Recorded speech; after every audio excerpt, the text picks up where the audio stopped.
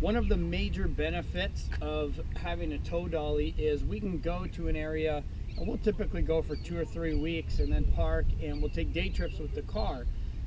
It's really come in handy when we're around cities. We've gone to San Francisco and places that we wouldn't ever be able to bring the RV because that's our house.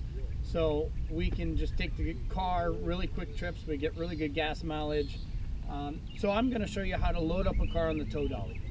Put the trailer up to your hitch. Make sure the pin's in there. Hook up your chains.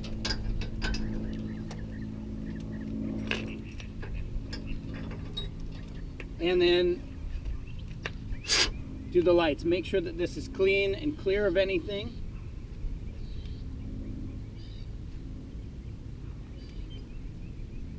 Now you're going to want to make sure to inspect the lights and make sure that they're working. It's really helpful to have somebody else to help you out with that. The first thing is you want to take out we've got a pin right here.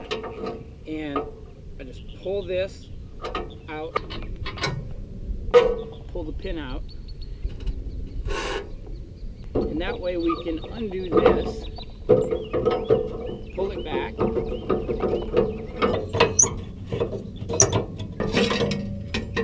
so we can drop the ramp down. So now that we've got the ramp unattached, you just simply drop it down, like so, and now we're ready to bring the car up on it.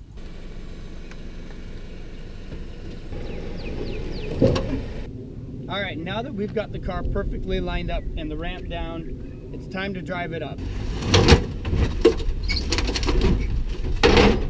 Now we're going to secure the ramp, and we just move that on, tighten this as tight as it will go.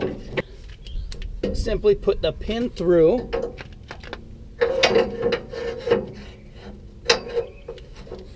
and then I'm going to put this pin to lock that in.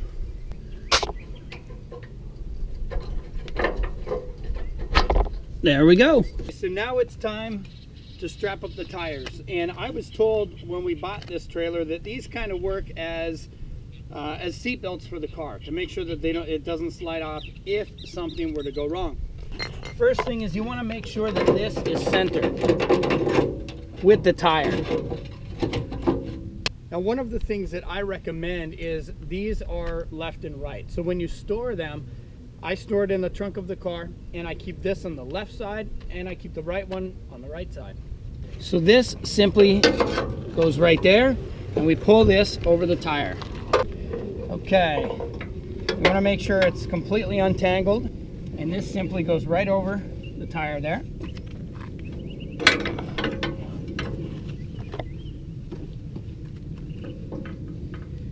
And you want to make sure that you put this all the way on the other side and it's not hung up on anything.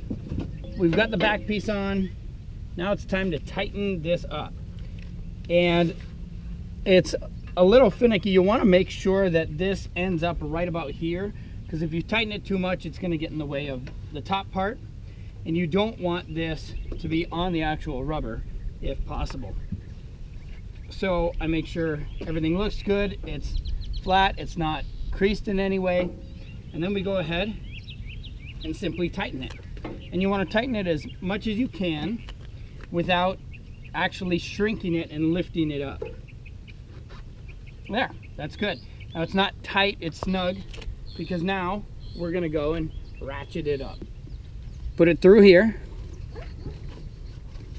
as tight as you can, and we tighten it.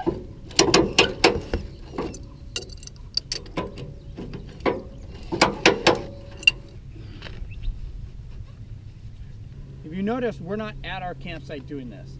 And one of the things that we've learned is you want to make sure if you have the availability to do it on tar, that's a lot better than doing it on gravel. And we've had a lot of rain here in Texas over the past few days, so the gravel, it was really muddy. And what I've learned is when you go and try to go up the ramp, the tires can spin, and we've actually done a little bit of damage to our car going up there. We've got the car strapped up. We're ready to hit the road. Bye.